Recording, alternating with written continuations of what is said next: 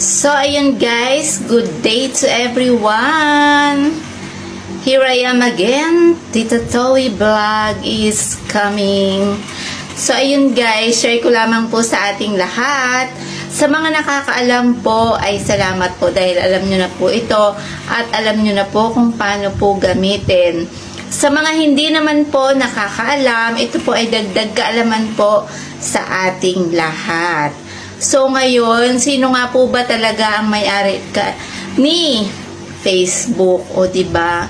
Gumagamit po tayo ng Facebook pero dapat alamin po natin kung sino po ang may-ari ng Facebook. Yes po. Siya po ay si Sir Mark Zuckerberg. Siya po ang CEO din ng Facebook Meta. So, ano-ano pa po ba ang hawak po ni Facebook at ng may-ari ng